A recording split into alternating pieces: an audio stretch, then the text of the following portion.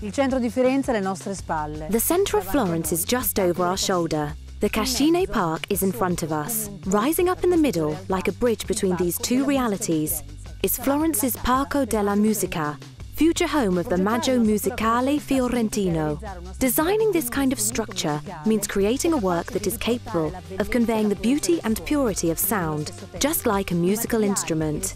At the same time, the materials and the structures created have to respond to the durability and demands of everyday use. Design challenges answered by the ADBR practice. What are the design challenges you have had to overcome to create a Parco della Musica?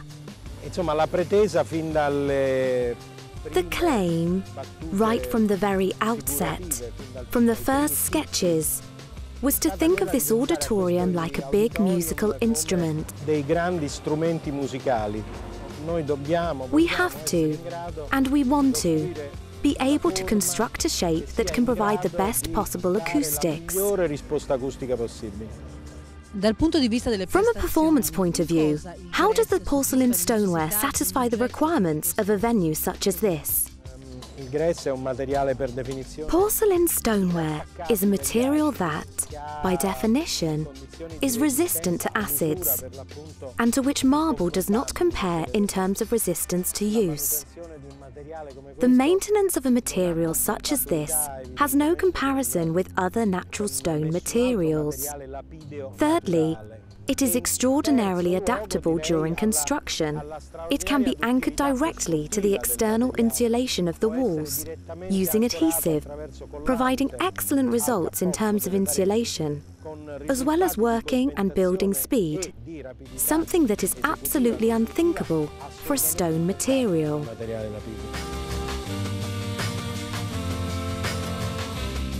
What is the biggest challenge posed by a project like this? Work such as this, costing tens if not hundreds of millions of euros, can only be justified if the final outcome is capable of providing an acoustic result that will allow Florence to compete at an international level. Such an important investment cannot be allowed not to respond perfectly in terms of technology, acoustics, and function. A challenge also posed by the materials. It has taken you 2 years to create the covering slabs that we can now see.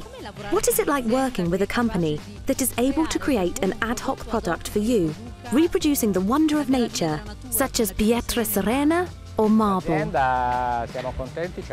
We are delighted with how the company has kept up with us. This is not the first time that we have worked with Cotto d'Este. On this occasion, they have worked with us with a strong spirit of sacrifice, as well as patience and understanding of our demands. What we can see is the result of a highly complex process that has taken place thanks to suggestions from history, the search for colours linked to Florentine marbles and stones. This was also an abstract, highly technical journey, using photographic and screen printing processes, arriving finally at the wonder of these few millimetre-wide slabs that reproduce this materiality. The external structure is reminiscent of an amphitheatre. Obviously, though, today's architects have an advantage over those in days gone by. The fascination we experience here is that of a Roman amphitheatre. How have you managed to recreate it in the heart of Florence? Our objective was to create a space that hardly seems contemporary at all. It is because it is experienced and will be experienced by the Florentines. It will be part of summer life, of Florence, and the initiatives of Maggio Musicale Fiorentino in particular. Where does the inspiration come from for a project like this, which has to respond to such a variety of requirements, such as a large audience and the ability to convey sound correctly? The length of time it takes to dream up and create a project like this is never fixed. It can be extremely short or very long.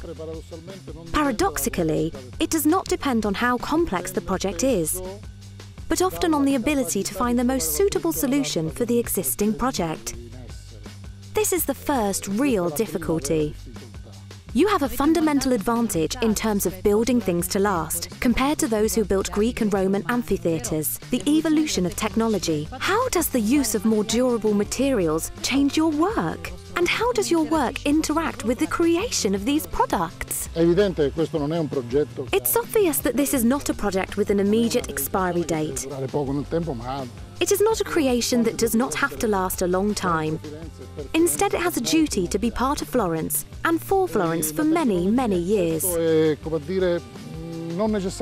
Technology is not necessarily an advantage, in the sense that it is how you apply it, in some way which guarantees its durability, as well as being able to work with companies who are able to share an adventure with you.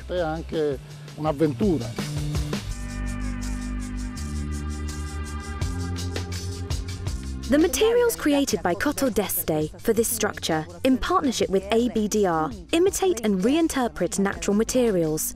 Why is that?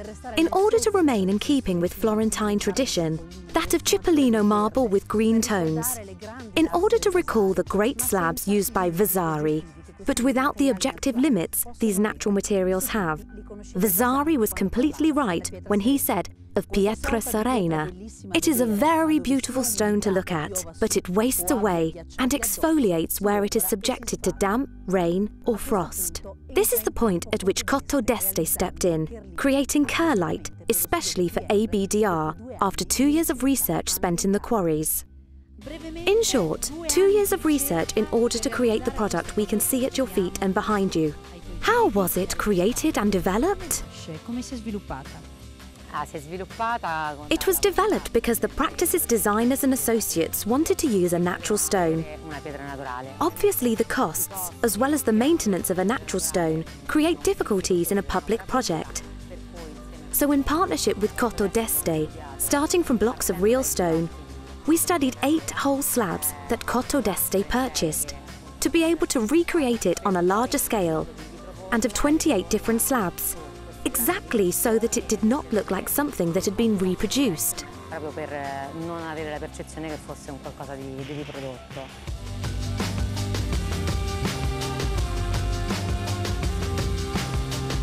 Florence is an example of a bold use of pietra serena on an incredibly large scale. Just think of Brunelleschi.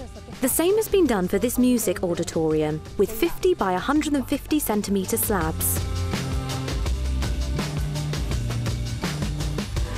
Work is proceeding at a pace. The inauguration is planned for before the end of the year.